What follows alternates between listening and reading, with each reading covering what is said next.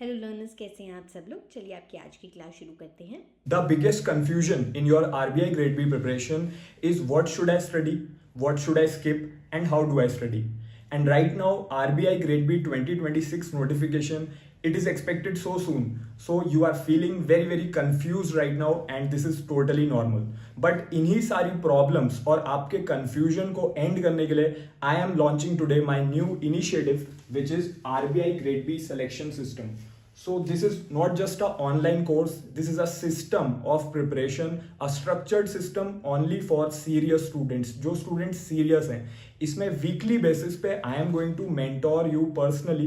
You will have Zoom guidance sessions with me every week. So I'll give you a strategy for the week, then I'll review your preparation in the next week so that you are on the right path throughout your preparation for phase 1, phase 2 as well as interview. It is a complete system of preparation and complete structured resources are also included in this. So एक बार देख लेते हैं इसके अंदर हमें क्या कैसा dashboard मिलता है। तो जब आप इसको ज्वाइन करोगे, after you join, the first thing which you get is weekly live guidance and mentorship on zoom. So I will be your guide. I'll mentor you throughout the process of preparation for phase 1, phase 2 and interview as I said.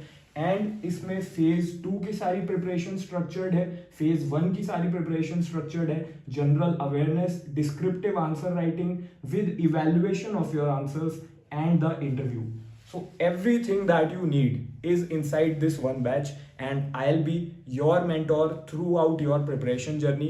So if you do not want to prepare alone, if you want to prepare under my personal guidance, then this is the right structured system for you, which has been launched today by me for the 2026 examination. So in this limited time, if you want to clear the exam with structured preparation and proper personal guidance throughout your preparation, then this is the best batch for you.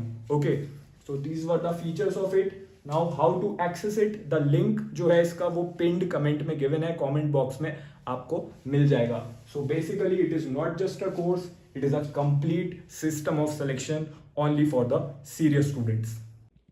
सबसे पहली news है, Reserve Bank of India announced a partial roll back of emergency restrictions it had imposed earlier on NDFs. तो देखो अप्रैल 1 को ना एक circular आया था आरबीआई का. उन्होंने ना नॉन डिलीवरेबल फॉरवर्ड्स जो आपके होते हैं ना उन पर रिस्ट्रिक्शंस लगा दी थी कुछ. तो अब उन्होंने वो हटा दी हैं उसको, मतलब पूरा नहीं हटाया लेकिन मेजरली रिस्ट्रिक्शन हटा दी है. तो अब क्या है, हटने के बाद ना जो भी ऑथराइज्ड बैंक्स हैं वो रुपी लिंक्ड आपके नॉन डिलीवरेबल फॉरवर्ड्स को बेच सकते हैं कि कोई भी इंडियन रेजिडेंट को या अपने ओवरसीज़ क्लाइंट को वो बेच सकते हैं.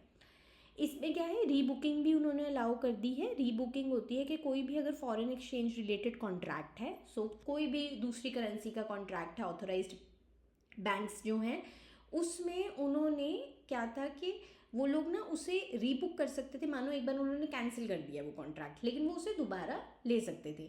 लेकिन इस पर भी रिस्ट्रिक्शन पहले आरबीआई ने लगाई थी, अब वो भी उन्होंने हटा दिया. उन्होंने कहा रीबुकिंग अब अलाउड है, आप कैंसिल करने के बाद भी कॉन्ट्रैक्ट को दोबारा रीबुक कर सकते हो.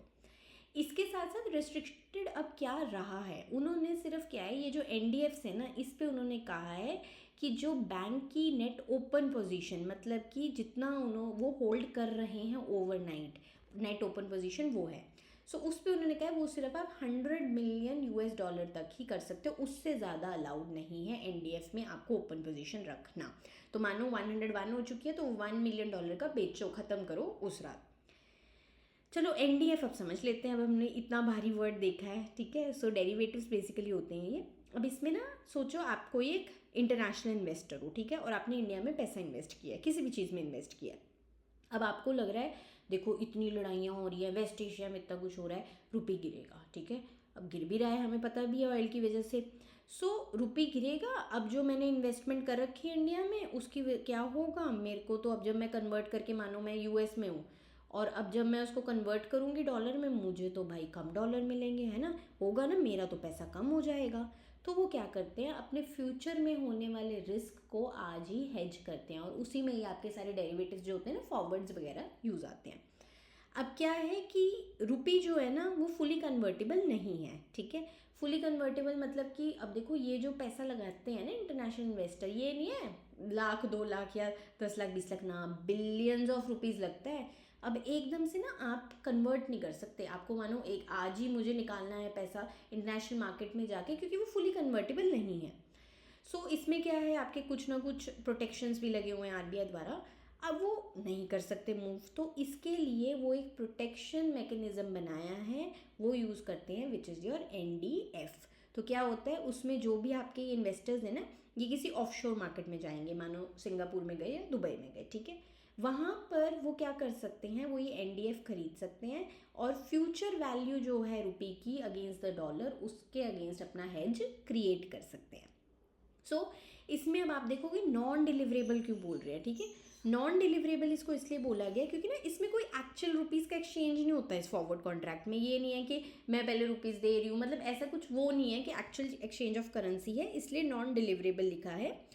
इसमें मेन कहाँ बेनिफिट आता है जाके, ठीक है, नॉन डिलीवरेबल भी है तो मुझे बेनिफिट क्या है, सेटलमेंट के टाइम।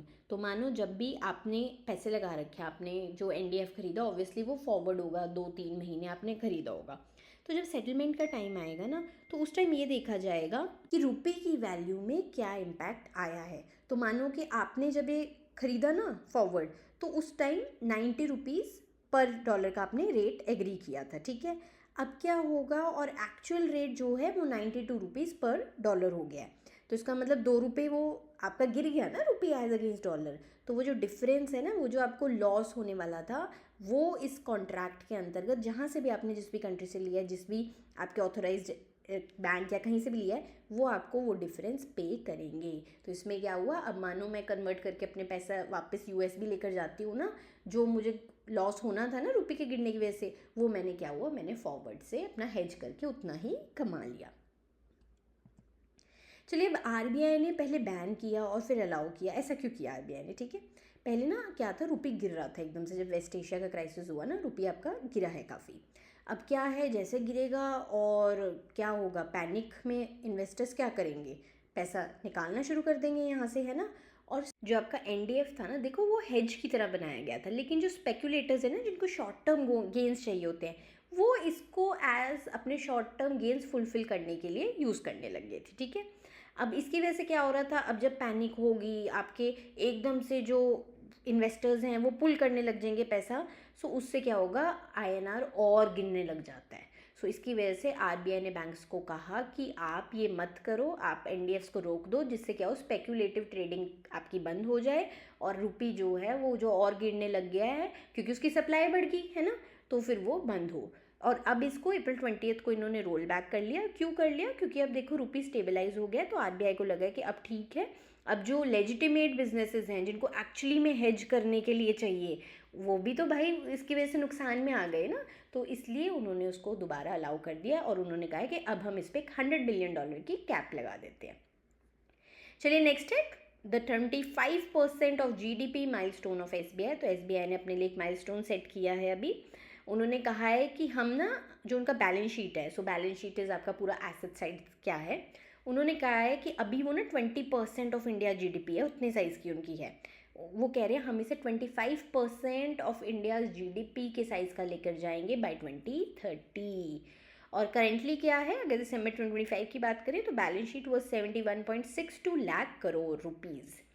देन इसमें क्या है, देखो एसबीआई ने ना अपने पास्ट डेटा से उनको एनालाइज किया है कि हर 6 साल में ना वो अपनी जो बैलेंस शीट है ना उसको डबल कर देते हैं, तो उसी से उन्होंने हिसाब लगाया कि 2030 तक कंपाउंडिंग का इम्पैक्ट होकर हम इतना अचीव कर लेंगे। अब इसके लिए उन्होंने रोड मैप भी दिया है। सो अगर एसबीआई की तैयारी कर रहे हो, बहुत इंपॉर्टेंट न्यूज़ है, क्योंकि क्लियर करोगे बैठोगे तो ये रोड मैप फॉलो करना है आपने। सबसे पहले 800 डिस्ट्रिक्ट स्ट्रैटेजी, तो उन्होंने कहा है कि ना, अब हम एक जगह पे फोकस नहीं करेंगे कि मुंबई दिल्ली में, अब हम जो 800 टोटल डिस्ट्रिक्ट्स हैं ना इंडिया की, हर किसी पे फोकस करेंगे। हमें क्या है, उन्होंने कहा है कि हमें 1% अपना मार्केट शेयर बढ़ाना है हर एक डिस्ट्रिक्ट में, ठीक है। देन टेक्नोलॉजी, योनो 2.0 उन्होंने कहा है, इसमें हम क्या करेंगे कि यूज़र बेस को बढ़ाएंगे। अभी 10 करोड़ का है, उसे 20 करोड़ यूज़र्स बनाना है। इसके साथ साथ एसबीआई जो है, अब देखो जब 20 करोड़ यूज़र्स हो जाएंगे तो उनके पास एक बहुत बड़ा ना फाइनेंशियल डेटा आ जाएगा इंडिया में, है ना। It allows for better credit scoring and personalise pre approved loans as well. तो लोन्स देंगे, ऑब्वियसली को एसेट साइज बढ़ेगा। फिर ग्लोबल रैंकिंग और वैल्यूएशन पर भी वो ध्यान दे रहे हैं, तो अभी ना वो टॉप 25 ग्लोबल बैंक्स में आते नहीं हैं, ठीक है। लेकिन उन्होंने टारगेट बनाया है अपने लिए कि 2030 तक हमें टॉप 10 बैंक्स ग्लोबली पे जाना है बेस्ड ऑन मार्केट कैपिटलाइजेशन। तो जो शेयर का साइज, शेयर्स आपका जो भी प्राइस है ना, तो number of shares multiplied by your share price, उससे मार्केट कैपिटलाइजेशन निकलती है।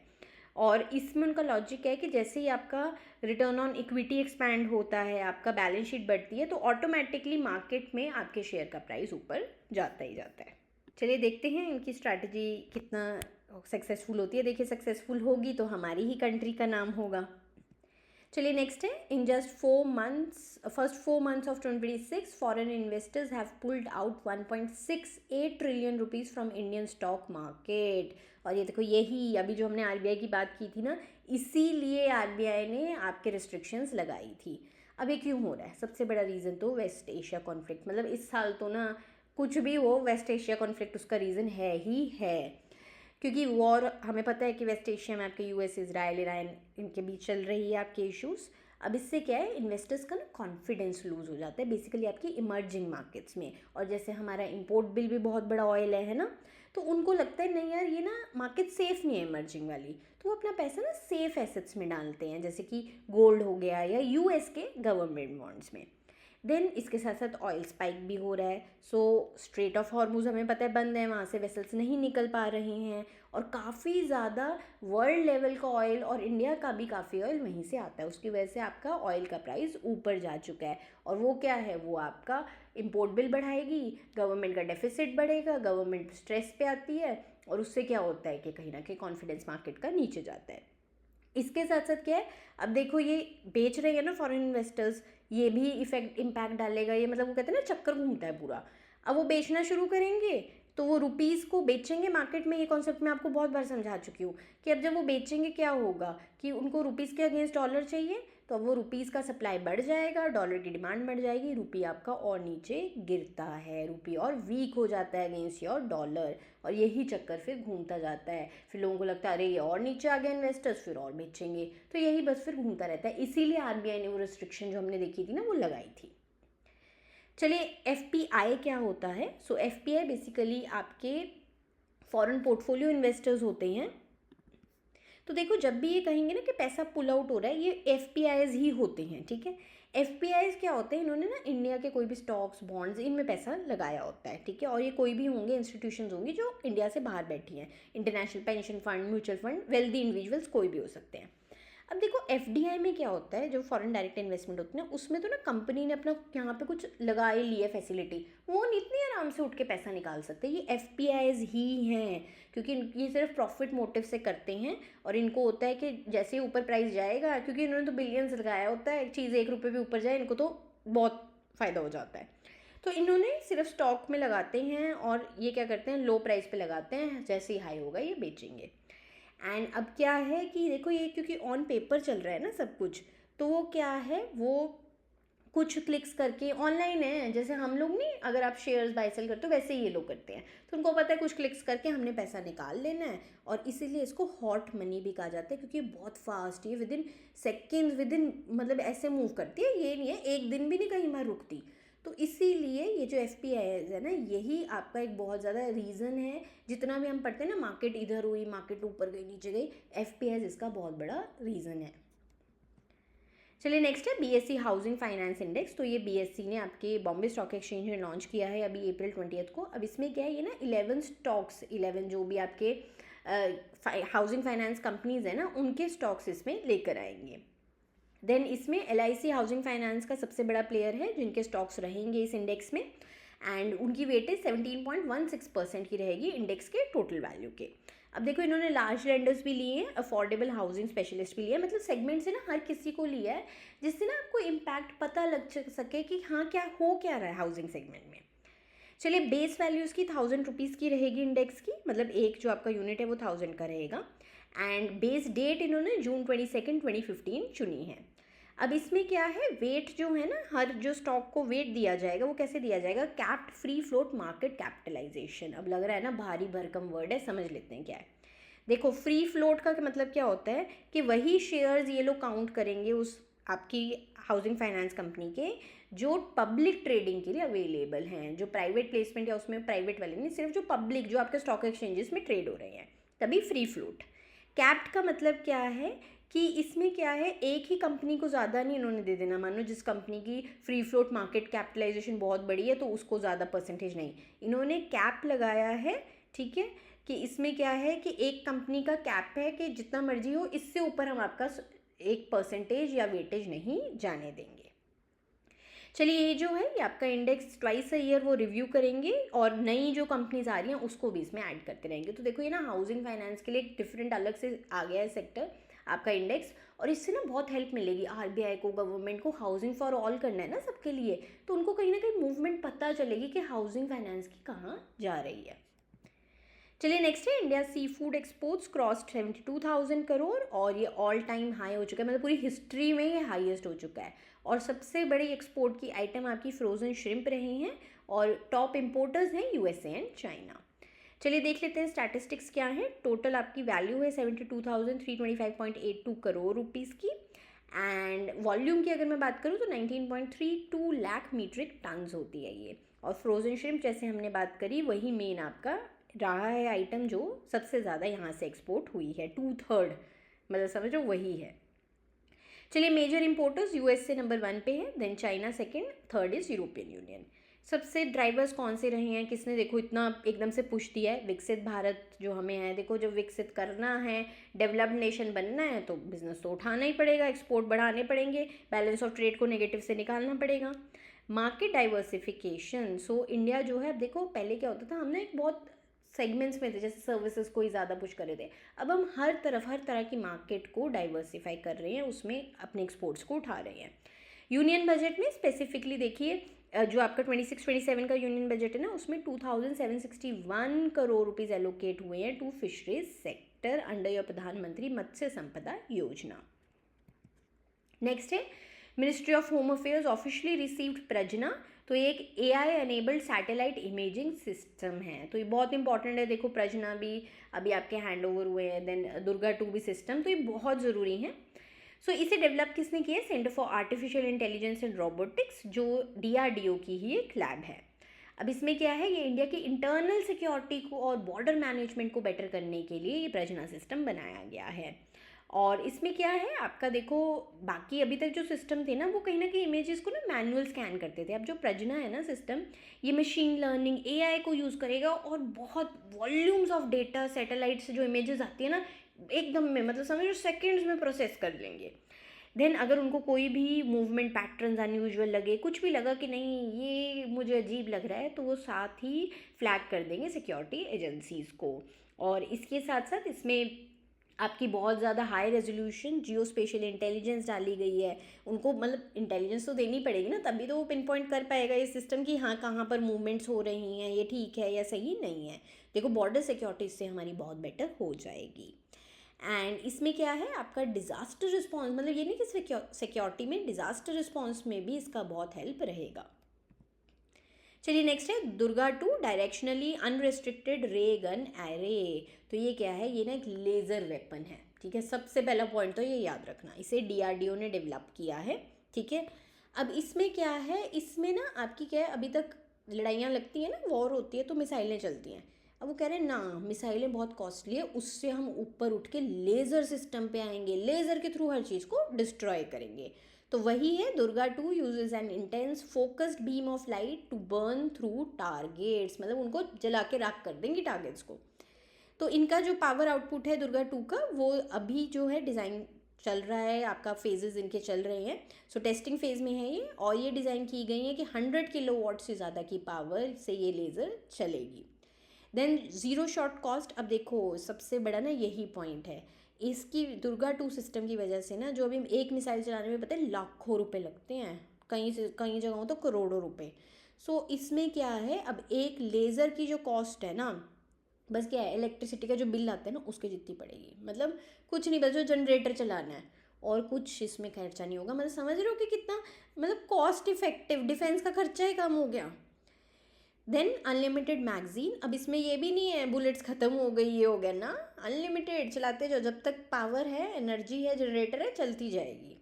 इसके अभी देखिए नेवल ट्रायल्स शुरू हो चुके हैं एज ऑफ अप्रैल 20th, तो ये काफ़ी ज़रूरी है क्योंकि अभी ये ट्रायल आपके चले गए हैं एंड नेवी सबसे पहले इसको यूज़ करेगी, उनको ये दिया जाएगा। चलिए एवोल्यूशन देख लेते हैं हम पूरी ना इस टेक्नोलॉजी का। सो सबसे पहले MK1 आया था। MK1 का क्या था, आउटपुट बहुत कम था, 2 किलोवाट का ही था, रेंज 1 किलोमीटर की थी, ये एक प्रोटोटाइप बनाया गया था। देन MK2A आया, उसकी जो पावर थी वो 30 किलोवाट की थी, रेंज 5 किलोमीटर। अब ये बेसिकली आपके जो ड्रोन सिस्टम थे ना उनके लिए, कि ड्रोन्स को, क्योंकि देखो इस बार हमने जब देखा ऑपरेशन सिंदूर के टाइम क्या हुआ, ड्रोन से ही हुआ ना सब कुछ मेनली, तो ड्रोन्स के लिए ही, उनको ही मारने गिराने के लिए बेसिकली बनाया गया है। देन दुर्गा 2, इनका 100+ किलोवाट का रहेगा पावर आउटपुट। अभी लॉन्ग रेंज है लेकिन क्लासिफाइड है कि रेंज क्या रहेगी, एंड इससे मिसाइल्स, लार्ज आपके ड्रोन, सब कुछ इससे डिस्ट्रॉय हो सकेंगे।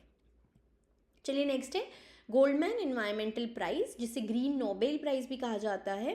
तो इस बार सारी जो है विमेन को ही मिला है, फर्स्ट टाइम हुआ है हिस्ट्री में। तो 6 विनर्स हैं इसकी, कौन है वो, इरोरो तांशी जी जो नाइजीरिया से हैं, बोरिम किम जो साउथ कोरिया से हैं, सारा फिन जो UK से हैं, थियोनिला रोका मैथबॉब जो पापा न्यू गिनिया से हैं, एलानहा अकाक हर्ले जो USA से हैं, और यूविलिस मोराल्स ब्लांको जो कोलंबिया से हैं। तो ये प्राइज़ क्या है, देखो 1989 में इस्टेब्लिश किया था रिचर्ड एंड रॉडा गोल्डमैन ने, और ये वर्ल्ड का सबसे बड़ा अवार्ड माना जाता है अगर हम grass root level environmental activist की बात करें, उन्हें दिया जाता है, तभी ग्रीन नोबेल हो गया। देन इसमें क्या है, एक विनर चूज किया जाता है, आपके 6 कॉन्टिनेंटल रीजन्स में बांटा गया है, और तभी हर रीजन से एक विनर चुना जाता है। नेक्स्ट है Apple officially announce that John Turners will become the next CEO of Apple. तो मतलब पूरा एक एरा ख़त्म हो रहा है, टिम कुक जो हैं वो पहले थे CEO एप्पल के, अब वो क्या हैं, वो स्टेप डाउन कर जाएंगे। एंड इसके बाद जो जॉन टर्नर्स आ रहे हैं वो अभी क्या है, एप्पल के सीनियर वाइस प्रेसिडेंट है ऑफ हार्डवेयर इंजीनियरिंग, और उन्होंने क्या है, देखिए एप्पल ज्वाइन किया था प्रोडक्ट डिज़ाइन टीम में, और 20 साल पहले उन्होंने ज्वाइन किया था, और 2013 से वो VP ही थे, और अब वो CEO बन जाएंगे एप्पल के। Next world creativity and innovation day, तो हर साल ये आपका अप्रैल 21 को मनाया जाता है, और थीम है इसका इस बार का harnessing creativity for global progress. तो बेसिकली इसमें क्या है, इनोवेशन, क्रिएटिविटी हमें अब टेक्नोलॉजी में लेकर आनी है, उसी में चल रही है ना।